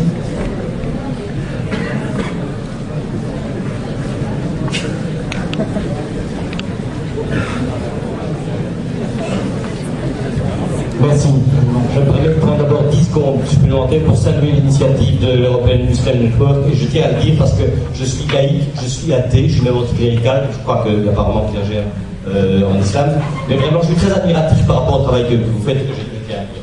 Alors maintenant, pour revenir au sujet, Bravo pour les trois exposés, particulièrement les deux premiers éclairages. L'hypocrisie du double discours et du double standard, effectivement, de l'Europe par rapport au terrorisme de l'État israélien est absolument insupportable. Je me souviens, il y a 25 ans, on voyait effectivement déjà des attentats, à Tel Aviv, dans une pizzeria, et on voit des jeunes déchiquetés, c'est pas joli. Et évidemment, tout le monde, ici en Occident, en Europe, s'identifiait parce que c'est des jeunes qui portaient des baskets. Et puis on voyait juste après, ça a répondu. Représailles. Alors on voyait au téléobjectif des avions qui bombardaient les villages. On voyait jamais les morts. Ou quand on voyait des dames paysannes de 60 ans pleurant et les gens ne s'identifiaient pas. Et comme vous l'avez très bien dit, M. Ramadan, moi j'ai connu ça en 73-74, j'étais un tout jeune adolescent. Dans mon école, tout le monde était pro-israélien, sauf moi. Mon père, dans sa boîte, le cadre supérieur, idem. Les choses, heureusement, changent, parce que les crimes israéliens, la croissance des crimes israéliens est tellement terrible, et ça n'a pas commencé avec Gaza, c'est Sabra et Shatila, c'est le Liban, etc., que l'opinion bascule, et bascule depuis au moins une quinzaine d'années. Et donc, il faut s'engouffrer dans la brèche, et ce travail, j'en termine, ce travail, nous allons le faire ensemble, et je crois que, voilà, j'ai pas besoin de vous le dire, mais il faut quand même le répéter, sachez aussi qu'il y a, si tant est que ça veut dire quelque chose, des Belgo-Belges, des Européens, qui sont avec vous, votre combat est le nôtre, et il y a y compris des Juifs, je salue ici des amis, Enrique, Thierry, etc. Je salue Marco Abramovich.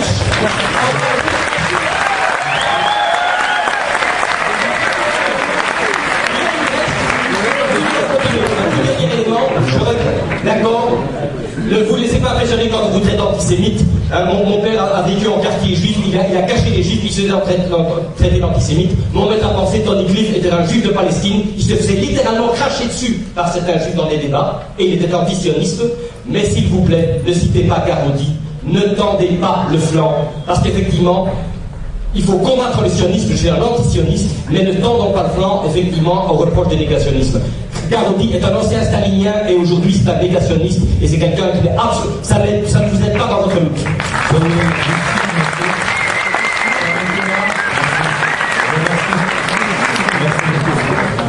Permettez-moi de citer, comme vous avez été honnête dans la référence à vos maîtres, comme vous avez cité, permettez-moi de citer le professeur Roger Garaudy, qui a un regard critique sur l'histoire, certes, mais qui n'est pas négationniste. D'ailleurs, il a été traîné devant les cours et les tribunaux, pas pour négationnisme, je suis désolé, pas pour antisémitisme.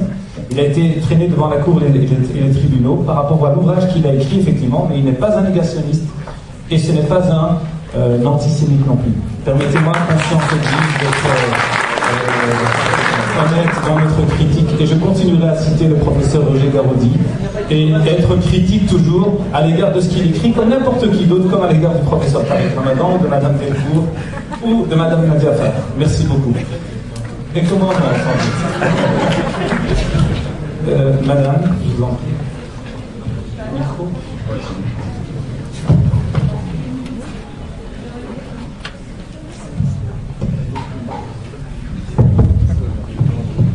Pardonnez-moi, j'ai relevé tout à l'heure quand vous avez commencé votre discours, M. Lacotte, et aussi, madame, je vous admire toutes les deux. Vous avez un statut particulier pour moi.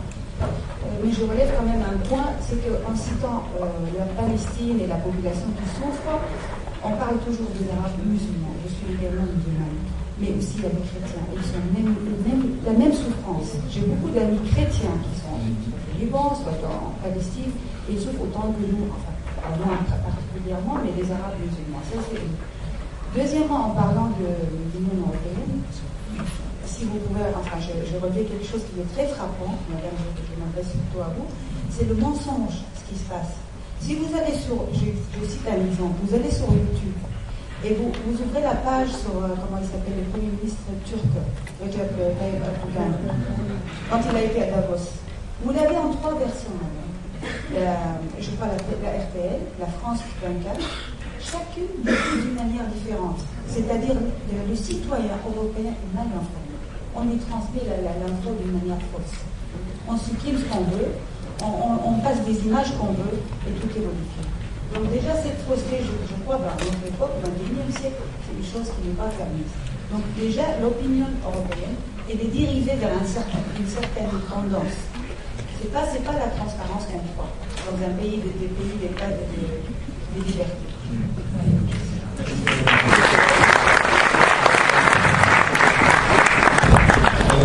Je ne sais pas si de ce côté-là il y a une question. Non. Madame ici devant. Monsieur après. On en prendra encore une, deux, encore deux autres éventuellement, on fait un tour de table. Je vous en prie. Je tiens aussi à dire que je reviens d'un voyage en Palestine du mois de mars. Je tiens à dire que c'est vrai, il n'y a pas que les musulmans, mais il y a aussi les chrétiens, mais qu'il y a aussi les Palestiniens et qu'il y a les Syriens du Golan. Pas oublier les Syriens qui sont aussi qui sont traités de la même manière que les Palestiniens, mais qui sont bloqués en Israël. Et on a rencontré un professeur de sciences politiques et sociales, plutôt politique, sur place, qui nous a un peu expliqué l'historique du conflit et autres. Et il nous a aussi parlé des subsides reçus par l'Europe et du parti qui les recevait. Et il disait, voilà, d'un côté, on reçoit les subsides, et de l'autre main, on a la possibilité de la liberté. Et il voulait nous pousser à faire comprendre qu'il fallait arrêter les subsides pour que le peuple palestinien puisse se révolter et s'arracher la liberté afin de pouvoir justement avoir à long terme ses propres subsides. Et donc, par rapport aux subsides, faut-il se battre pour que l'Europe ne donne plus de subsides afin que justement les Palestiniens puissent se réveiller et ne plus être anesthésiés, ou qu'est-ce qu'il faut faire par rapport aux subsides? Merci, c'est gentil. Monsieur? Ah, c'était madame.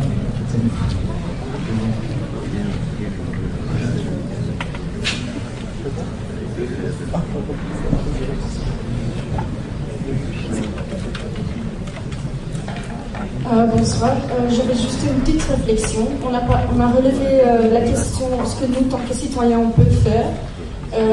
Et je trouve ça frappant qu'on n'a pas parlé de la campagne BDS.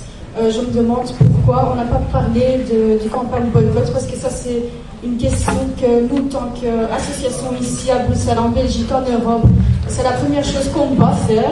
Il y a quand même des gens qui se posent la question si cette campagne est légitime ou pas. Et je me demande pourquoi, ce soir, on n'a pas parlé de ça. Je comptais présenter ceci à la fin, avec quelques ouvrages de référence. Je vous en prie. Une autre question? Madame? Et ensuite, monsieur derrière. Madame ici devant. Et ensuite, monsieur.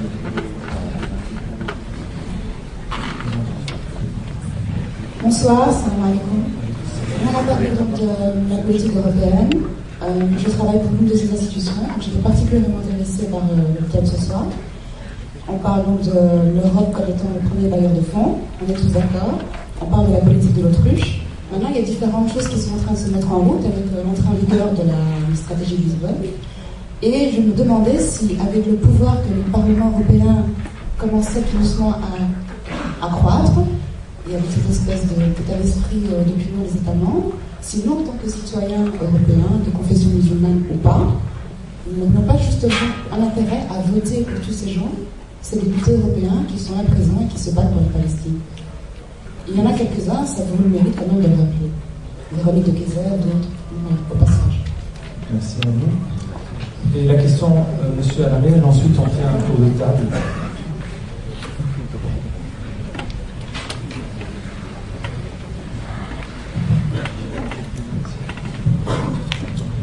Merci, bonsoir aux orateurs, merci pour votre présence. Très rapidement, c'est vrai qu'on s'interroge toujours sur ce que l'Union européenne fait, ne fait pas, ou fait pas bien, fait mal. Mais je pense qu'il faut aussi se poser la question par rapport au monde arabe. C'est-à-dire, moi ce qui me choque effectivement, c'est ce que vous avez dit par rapport à l'Union européenne, qui n'a pas de politique. Mais ce qui m'intéresse aussi en tant que citoyen peut-être plus international, c'est de savoir ce que le monde arabe fait aussi par rapport aux Palestiniens. Je suis parti plusieurs fois dans le Golfe Persique, j'étais vraiment choqué par l'argent qui coule là-bas. Et finalement, je crois que ces pays donnent très peu aussi par rapport aux Palestiniens. Alors je pense qu'il faut aussi dans le débat se poser, je me pose la question de ce que fait le monde arabe, ne fait pas, et aussi comment on peut on peut trouver une solution de ce côté-là. Merci. Merci à vous. Je commence par vous. J'ai plein de choses à dire. Je ne vais pas être rien que j'ai pas. Quand on est allé de l'autre côté de la barrière, c'est très facile. 15 minutes, on a l'impression qu'on va pouvoir dire plein de choses. Et puis quand on se retrouve par ici, derrière le micro, ça passe très très vite. Dans mon intervention, je n'ai d'ailleurs pas parlé de ce que je comptais parler, donc de ma rencontre sur le terrain, de ce que j'ai vu, de ce qui m'a choqué, malgré les 10 années d'aller sur place. de rappeler qu'on était 20 à y aller et qu'il y en a une qui n'a pas pu rentrer. Je vais saluer Asma qui n'est pas là ce soir, donc je vais lui rendre hommage parce qu'elle a vécu la frustration de se retrouver à l'aéroport de Tel Aviv et de se faire refouler. Rappeler qu'on ne va pas dans le territoire palestinien comme on le veut, parce qu'on est obligé de passer par une armée israélienne qui filtre, et que s'ils apprennent que vous venez pour les Palestiniens, bien, vous vous retrouvez à la case départ Bruxelles sans passer par la première case. Et donc voilà, il y a la résistance du peuple palestinien. Cher Gérard, donc à Jérusalem, ces personnes qui vivent sous tente parce qu'ils ne veulent pas abandonner leur statut d'habitant de Jérusalem, parce qu'ils sont chassés de chez eux, parce que même si les tribunaux leur donnent raison, ils se retrouvent dans la rue. Il y a la résistance de Berlin, tous ces gens qui, depuis 2005, un village comme le petit village des Gaulois, qui manifestent tous les vendredis devant l'armée israélienne contre la confiscation de leurs terres, et où tous les vendredis, ils reçoivent des gaz lacrymogènes. On a été une fois à 20, essayer d'être solidaires et d'être avec eux, mais pour nous on l'a fait une fois. Eux ils le font tous les vendredis depuis 2005, il y en a en 2010. Donc il y a toutes ces résistances petites et grandes qui sont impressionnantes, incroyables. Il y a cette occupation qui galopant sur le terrain. Il y a l'Union européenne, et on peut encore en parler pendant des heures. Il y a les pays arabes, bien entendu, on pourra en parler pendant toute une soirée. Et il y a aussi toutes les actions qu'on peut faire ici et qu'on peut faire là-bas. Nous, on était à 20, et donc c'était des citoyens belges, musulmans, chrétiens, laïcs, de tous bords, et je n'aurais pas posé la question de quelle tendance ils étaient, qui ont décidé de dépenser une somme d'argent de leur poche et une semaine de vacances en Guinée pour aller à la rencontre du peuple palestinien, pour marquer leur solidarité avec le peuple palestinien et en savoir plus sur son vécu. C'est des actes individuels qui sont très importants. Les Palestiniens nous le demandent. Et on était là pendant 8 jours. On a rencontré des partenaires de la société civile palestinienne dans les camps de réfugiés, dans les villages, dans les villes, à Bethléem, à Ramallah, à Hébron, à Naplouse, partout où on a pu. Et tous nous disaient continuez sur la campagne BDS, c'est très important. Donc au niveau de la légitimité de la campagne BDS, c'est bien entendu tous les Palestiniens qui le disent. Et pas seulement les Palestiniens dans le bureau. Les Palestiniens, les agriculteurs sur le terrain, où en général on nous dit il ne faut pas boycotter les produits israéliens parce qu'il y a aussi des Palestiniens qui travaillent là et que donc ils vont aussi en subir les conséquences. Eh bien c'est pas vrai. Même les agriculteurs dans leurs champs, ils vont vous dire pour ce que nous on arrive à exporter, et je ne vais pas commencer à rentrer dans le détail de tous les barrages qu'ils vivent au quotidien, les 550 barrages obstacles en Cisjordanie qui bloquent la circulation des gens, mais qui bloquent aussi les marchandises. Donc la proportion des marchandises palestiniennes qui peut sortir, qui peut être exportée tant en Israël ou dans les pays arabes ou dans les pays européens est vraiment minime. Donc il n'y a aucune répercussion sur leur économie propre. Et tous disent c'est un outil, chacun peut faire comme il veut, comme il peut dans le BDS. Ça veut dire boycott, ça veut dire désinvestissement, ça veut dire sanctions. Les sanctions étant sur la question politique, donc faire du lobby sur les institutions européennes, c'est les sanctions. Et c'est vrai que les pays arabes sont aux abonnés absents depuis très longtemps, depuis le début et je ne parle pas des citoyens des pays arabes, je dirais une solidarité, partout où on va, il y a une solidarité incroyable, mais au niveau des dirigeants, je crois qu'on peut dire que les États arabes, les gouvernements arabes ont soutenu le peuple palestinien comme la corde soutient le pendu. Donc vraiment, avec leur agenda propre, et encore maintenant, si ça ne se règle pas, c'est parce qu'il y a aussi des petites guerres entre les Égyptiens veulent qu'un accord de paix se fasse chez eux, mais les Syriens ne veulent pas que ça se passe en Égypte et ils veulent plutôt que ça se passe chez eux. Et en fait, on n'avance pas parce qu'en fait, il y a une discussion entre eux sur où ça doit se faire. Donc il y a des choses qui se règlent à l'extérieur et qui n'ont rien à voir avec le peuple palestinien.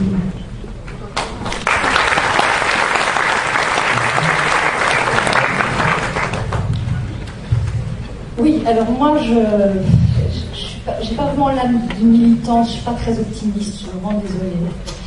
Je ne suis pas optimiste, pourquoi ? Parce que je vois que, en tout cas, l'Union européenne, via la Commission et via ce qu'on appelle aujourd'hui la politique de voisinage, a élaboré un plan d'action Union européenne-Israël pour renforcer encore plus les relations entre l'Union européenne et Israël. Donc, sur le plan structurel, à quoi on assiste, non seulement on a un accord d'association depuis 1995, mais on a ce plan d'action depuis 2004, et je le dis, qui vise donc à donner une place plus importante à la collaboration des deux partenaires dans la lutte contre le terrorisme et la défense des valeurs communes, et qui n'évoque pas vraiment la question du règlement politique du conflit.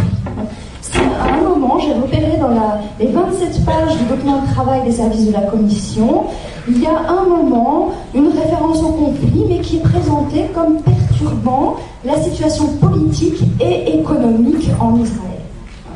On voyait un petit peu le souci, et puis surtout, qu'est-ce qu'on dit dans ce document, c'est qu'il faut améliorer la coopération entre l'Union européenne et Israël, coopérer à la réforme et à la rationalisation des Nations Unies en cherchant notamment à normaliser le statut d'Israël dans les organisations internationales et à réduire le nombre de résolutions relatives au Moyen-Orient.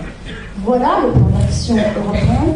Ça, c'est une politique structurelle, une politique de coopération qui, à mon avis, va avoir beaucoup de mal à être infléchie dans les années qui viennent, et ce ne sont pas les déclarations certes sympathiques du Parlement européen qui vont y changer grand-chose malheureusement. Mais voilà, je suis un petit peu peut-être pessimiste, outrancièrement pessimiste, mais mon travail, c'est essentiellement d'analyser ce qui est et essayer de comprendre la logique politique des choses.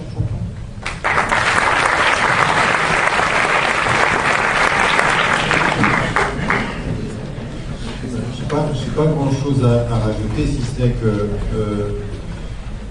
moi je ne vois pas votre position comme pessimiste, enfin, elle peut l'être effectivement, mais je vois ça comme un rappel concret de ce qui est en train de se passer, des accords réels qui sont en train de se faire, dont il faut qu'on soit conscient. Il faut qu'on soit conscient qu'aujourd'hui, il y a des décisions qui se prennent, et il faut aussi se rendre compte que c'est une course contre la montre, c'est-à-dire plus vite on va et plus vite ces choses-là sont faites, tout ça c'est de l'acquis pour l'État d'Israël qui fonctionne depuis 60 ans dans une politique du fait accompli, c'est-à-dire de nous mettre en face des décisions. Et aujourd'hui, c'est effectivement ce qui est en train de se passer. Je veux dire, la colonisation, ce que vous dites, hein, toutes ces années où vous allez voir des colonies, c'est la politique du fait accompli. Et puis, c'est une arrogance assumée, c'est de pouvoir dire, mais attendez, au moment où ils sont en discussion avec le président Barack Obama, que le Premier ministre israélien va devant le AIPAC aux États-Unis et dit mais on ne colonise pas Jérusalem, ça nous appartient depuis 3000 ans. Voilà, c'est ça. Et donc aujourd'hui vous avez à l'intérieur de l'Europe des politiques qui sont en train de normaliser ces relations-là, il faut le savoir. Ça veut dire que la conscience est nécessaire, mais que la lutte sera très très longue. Ça veut dire que c'est de l'intérieur des institutions. La raison pour laquelle vous avez parfaitement raison, je pense que autant je suis très déçu de la gestion des pouvoirs et de la distribution, je pense que vous l'êtes également, quand vous êtes à l'intérieur des institutions européennes, vous avez le temps de vous rendre compte de... Enfin bref, je n'entre pas dans les détails, mais vous savez comme moi que la bureaucratie a ses raisons, que le pouvoir effectif dilue, et donc ça c'est une réalité, mais c'est vrai aussi que vous avez des députés, que vous avez une conscience de gens qui sont élus au niveau européen. Il faut absolument participer à ces dynamiques-là, il faut absolument renforcer ces institutions-là, démocratiquement et avec un vrai travail de conscience, c'est-à-dire qu'aujourd'hui il faut travailler sur le nombre, travailler sur la conscientisation, travailler sur la distribution des pouvoirs, et puis sur cet éveil-là, et face à le pessimisme qui est le produit du réalisme, il y a effectivement des visées politiques et ça peut changer. Encore une fois, ce que vous avez dit est très important. Pour n'importe quelle personne qui est sur le terrain, qui aurait pu penser il y a 20 ans qu'on en serait là en termes de conscience? Mais c'est vrai aussi que quelqu'un de l'autre côté peut dire, mais qui aurait pu penser au moment où on a commencé Oslo qu'on serait dans une situation 4 fois pire que ce qui était le cas au moment d'Oslo? Je me souviens d'une discussion avec Alain Grèche, où je lui disais, les accords d'Oslo, c'est une défaite, c'est pas une victoire. Et lui, il était de ceux qui me disaient, optimiste, il faut y croire. Moi, je disais, je n'y crois pas. Je crois que c'est pour gagner du temps. Israël gagne du temps. C'est une politique pour gagner du temps. Donc, si eux, ils gagnent du temps, il ne faut pas qu'on le perde. Si vous voyez ce que je veux dire en termes de conscientisation, en termes de travail. Alors, encore une fois, rien n'est acquis, ça va être difficile, il va y avoir de la souffrance. Alors, ce que vous avez dit sur le monde arabe, moi, j'adhère complètement à ce qui a été dit. Je pense que c'est une évidence qu'il y a une démission absolue. Mais j'aimerais vous dire une chose aussi, autant moi je suis très critique vis-à-vis des États, autant quand je vois les populations, ils sont émotivement et émotionnellement pro-palestiniens, mais enfin politiquement et consciemment, c'est des paresseux. Non, le monde arabe est un monde de paresseux sur cette question-là, le monde musulman d'un point de vue général. Et moi, j'aimerais élargir ceci, de ce point de vue-là, ce que je vois en termes de conscience. Je vais vous dire une chose, en termes de conscience, de résistance militante, de vrai, j'ai vu beaucoup plus de conscience militante politique en Amérique du Sud et en Afrique que dans le monde arabe et asiatique. Je veux dire, c'est la réalité. Vous dites, mais là, il y a des raisons pour lesquelles je crois qu'il faut... On l'a dit, moi je l'ai entendu, j'ai essayé même de le dire dans le discours, mais je crois que vous voulez qu'on le répète, et c'est important qu'on le répète. On n'est pas en train de parler des Arabes musulmans, on est en train de parler de personnes de confession chrétienne, de personnes qui n'ont pas de confession, de personnes qui sont aussi des militants. J'aimerais aussi vous dire une chose, j'ai vu des gauchistes athées être 1000 fois plus courageux que des soi-disant résistants musulmans devant les autorités politiques de leur pays. Au premier rang desquels, dans ce qui s'est passé dans mon propre pays d'origine, j'ai honte de ce que j'ai pu voir des autorités religieuses dans ce pays qui vous disent l'islam est notre fierté, accroupis devant le président Moubarak quand il décide de construire le mur de la rue.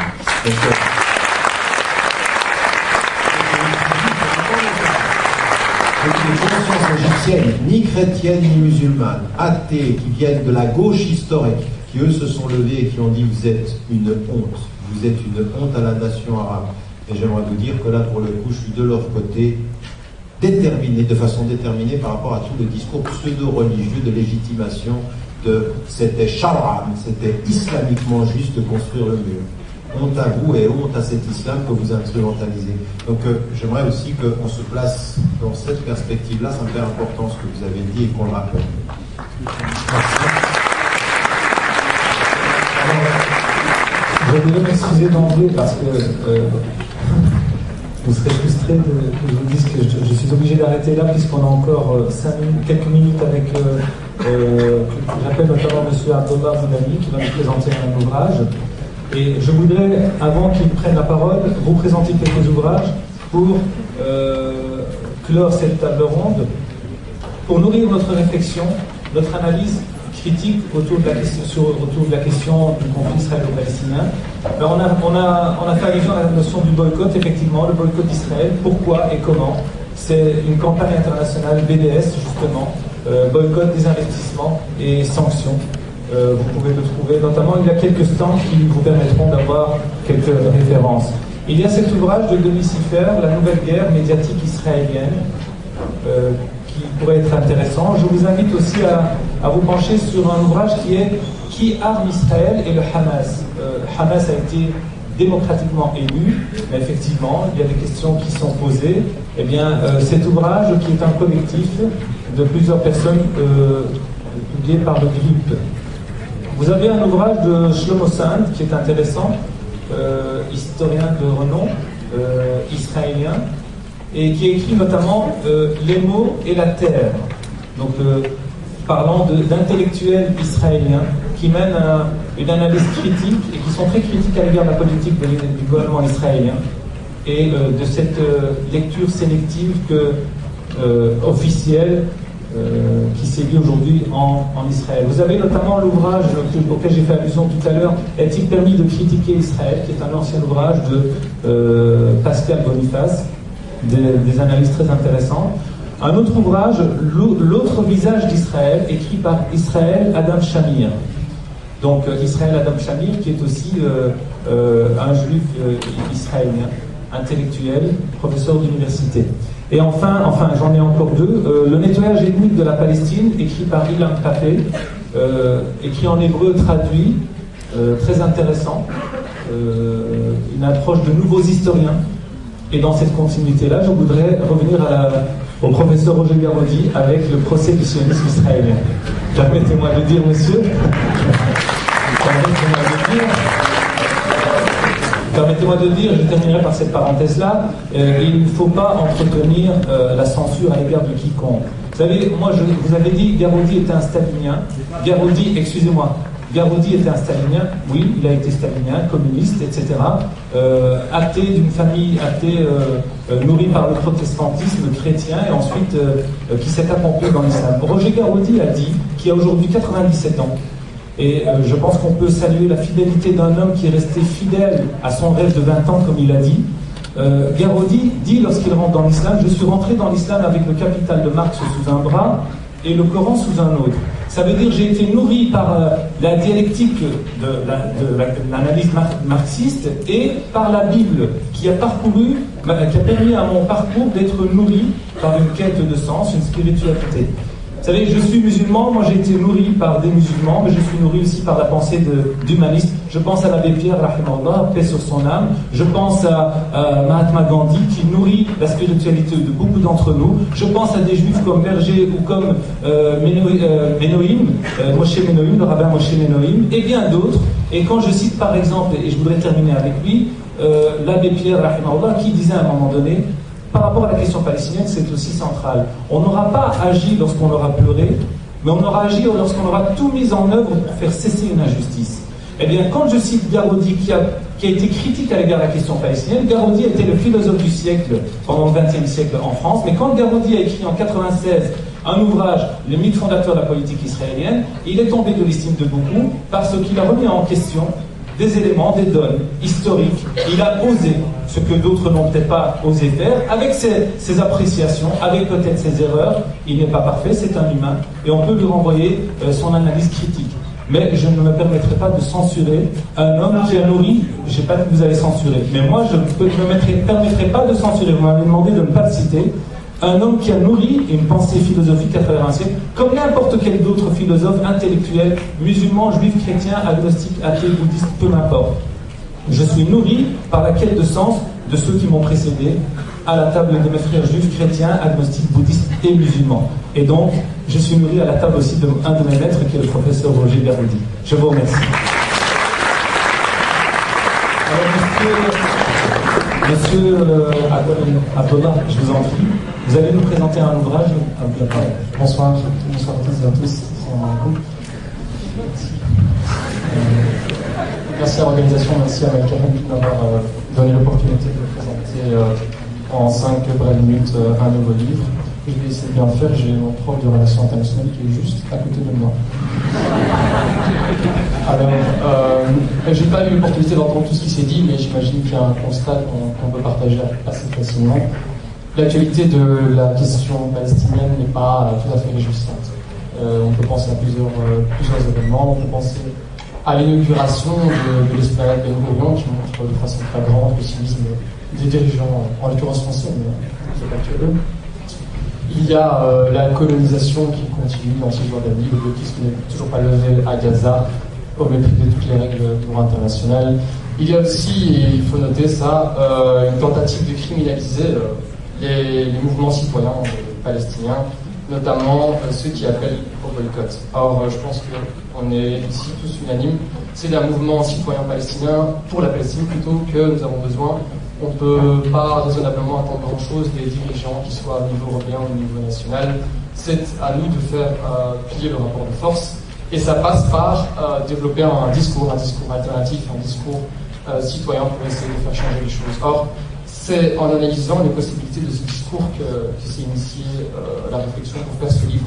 En fait, il faut un discours qui soit clair, il faut qu'il soit cohérent, il faut qu'il soit rationnel, qu'on puisse porter un débat alternatif, parce qu'il y a beaucoup de gens qui ne savent pas exactement ce qui se passe là-bas. Et on part de deux considérations. Il y a une considération sur la forme de ce discours et une considération sur le fond. Alors, sur le fond, c'est par rapport au contenu du discours.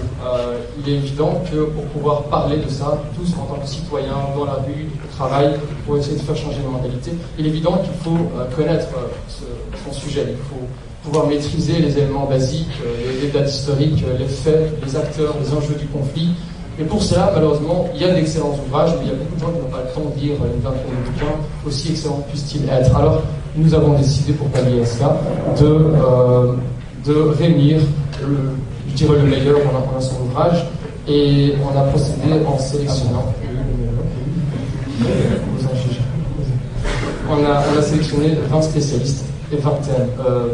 Chaque thème, on a considéré que c'était les thèmes les plus importants, ça peut aller de la nature du sionisme à qu'est-ce qui s'est passé en 1948, en 67, qu'est-ce qu'un lobby, qu'est-ce que la campagne BDS, boycott des investissements en sanctions, qu'est-ce que la colonisation, toutes ces questions-là, nous avons questionné des spécialistes. Ça peut aller de Alain Grèche à Shlomo Sand, Ilan Papé, que vous avez cité, ça peut aller à M. Tarek Ramadan. Il y a toute une flopée de grands intellectuels qui répondent de manière simple, synthétique à ces questions-là. Donc ça c'est pour la question du fond. Mais il y a aussi la question de la forme, parce que malheureusement, il n'est pas suffisant de savoir par cœur l'histoire du conflit. Il y a aussi la forme du discours, c'est-à-dire que ça passe par une empathie dans l'argumentation, ça passe par savoir revendiquer, mais revendiquer de manière posée, de manière calme, car je vois souvent beaucoup de gens qui sont très motivés, mais dans la façon d'argumenter, la façon d'être agressif dans la revendication, font plus que refroidir ceux qui ne savent pas comment se retrouver. Ça passe par une connaissance de la sphère médiatique, de sa structure qui ne permettent pas vraiment de porter les critiques dans le débat. Ça passe aussi, et surtout, par une cohérence dans la lutte pour le droit des Palestiniens. Quand on lutte pour un peuple opprimé, on lutte pour tous les peuples opprimés, d'une part par principe de justice, et d'autre part parce que ça permet de fédérer justement les fronts de lutte. Donc voilà. Conclusion, ce livre essaye de se présenter comme une boîte à outils, d'une part le fond, les éléments, les connaissances, les outils de connaissances critiques, d'autre part, il y a une postface qui essaie d'apporter une méthode de discussion qui permet justement d'apporter ces éléments critiques à un débat, une forme cohérente. Donc c'est une boîte à outils, c'est à vous de vous en servir. Ce livre s'appelle Israël parlons-en. En fait, c'est Israël parlez-en. Essayez d'en tirer le meilleur. Et il est à la modique somme de 18 €. Il y a un stand qui est ici. Merci beaucoup. Et je tiens à signaler que le deuxième livre de Michel Colomb, Hugo Chavez, les 7 pesos d'Hugo Chavez, les deux livres sont à 30 € et 38. Spéciale promotion pour vous. Merci.